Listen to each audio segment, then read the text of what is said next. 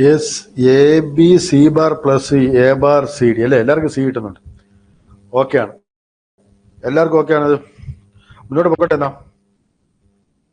Clear ആണ് ഇത്? പറയൂ പറയൂ പറയൂ.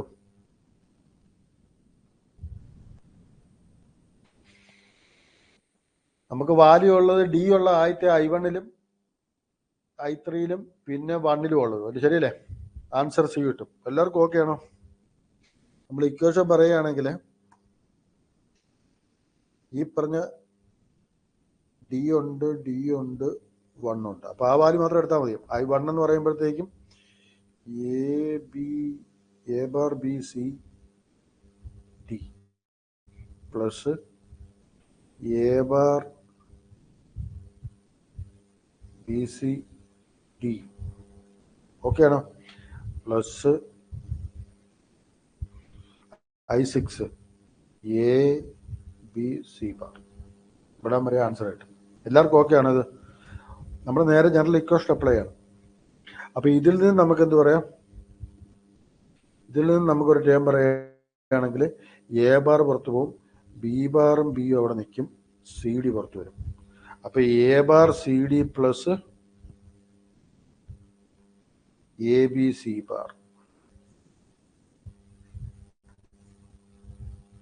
എല്ലാം ഓക്കെ ആണ്. 16-bit ripple carry order realizing using 16 identical full order. Carry propagation delay 12 nanoseconds. Some propagation delay of each full order is 12 nanoseconds. Then propagation delay of each full order, some propagation delay of each full order is 15 nanoseconds.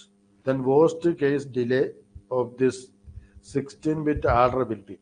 നമ്മൾ ഈ class ചെയ്തിട്ടുള്ളതാണിത്. നമ്മൾ പറഞ്ഞിട്ടുള്ള എന്താണ്? ആദ്യത്തെ full ഓർഡറിന്റെ carry work ചെയ്താൽ ഇവിടെ എത്തിയതിന് ശേഷം മാത്രമേ അടുത്ത വർക്ക് ചെയ്യുള്ളൂ, എന്നിട്ട് അതിന്റെ ക്യാരി പ്രൊഡ്യൂസ് ചെയ്യുള്ളൂ. അങ്ങനെ അടുത്ത 14 ക്യാരി വരെ പ്രൊഡ്യൂസ് ചെയ്തു. എന്നിട്ട് സമ്മ് പ്രൊഡ്യൂസ് ചെയ്യാനാണ് കൂടുതൽ സമയം വരുന്നത്. Delay of each full order and sum propagation delay of each full order is 15 nanoseconds. അപ്പൊ നമുക്ക് പറയാം എന്താണ്? പറയൂ പറയൂ പറയൂ.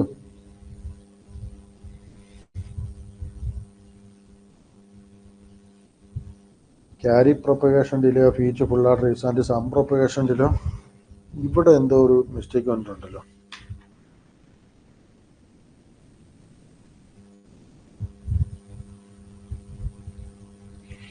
ഇങ്ങനെ ഒരു ഡയലോഗ് ഇല്ല.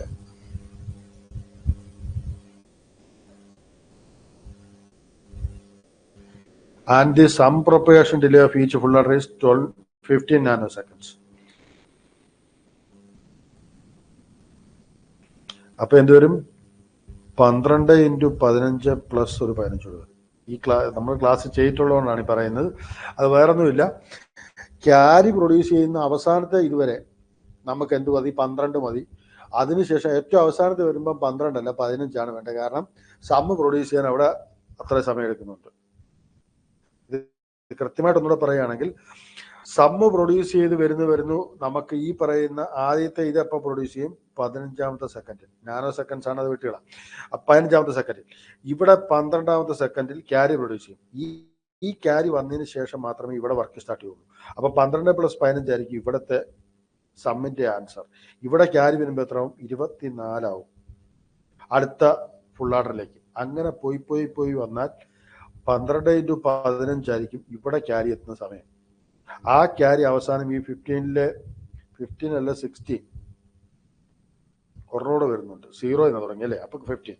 അപ്പൊ 15 ക്യാരി എത്തുമ്പോഴത്തേക്കും ശരിക്കും പറഞ്ഞാൽ 12 × 15 വരും. പിന്നെ അവസാനം ക്യാരി പ്രൊഡ്യൂസ് ചെയ്യാൻ 12 മതി, സമ്മ് പ്രൊഡ്യൂസ് ചെയ്യാൻ 15 വേണം. അപ്പൊ 15 വേണം കൺസിഡർ ചെയ്യാൻ. അപ്പൊ ഇതിന്റെ വാല്യൂ എത്ര കിട്ടും? 13 × 15. വാല്യൂ എത്ര വരും? 13 × 15 എന്ന് പറഞ്ഞാൽ 13 130 കിട്ടി. 130ന്റെ പകുതി എന്ന് പറഞ്ഞാൽ എത്ര കിട്ടി? 65 കിട്ടും. 13 + 65 ചെയ്യുമ്പോൾ 130 + 65 എന്ന് പറയുമ്പോൾ 195. എല്ലാവർക്കും ഓക്കെ ആണെന്ന് വിശ്വസിക്കുന്നു. ക്ലിയർ ആണോ?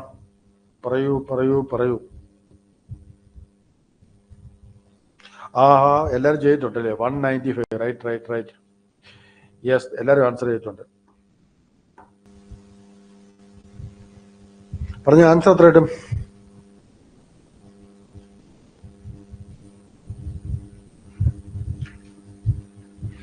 ബി ആൻസർ കിട്ടും അല്ലേ? നമ്മൾ ഇത്ര നേരം പറഞ്ഞ കാര്യമുണ്ട്. എക്സോർ ഗേറ്റ് കിട്ടണം, സിയുടെ ഡിയുടെ വാല്യൂ എന്തായിരിക്കണം? A1 A2 എന്തായിരിക്കണം? A1 A2 എന്തായിരിക്കണം? 1 ആയിരിക്കണം. A0 A3 എന്ന് പറഞ്ഞ ആൻസർ എന്തായിരിക്കും? സി ആയിരിക്കും. റൈറ്റ്. പറഞ്ഞു, ഇതൂടെ പറഞ്ഞേ.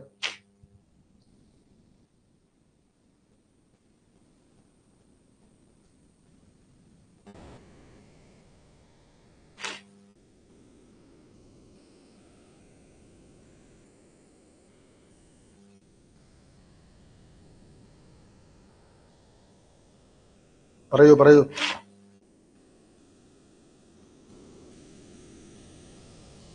ആൻസർ എ ആയിരിക്കും. ശരിയല്ലേ? യെസ്.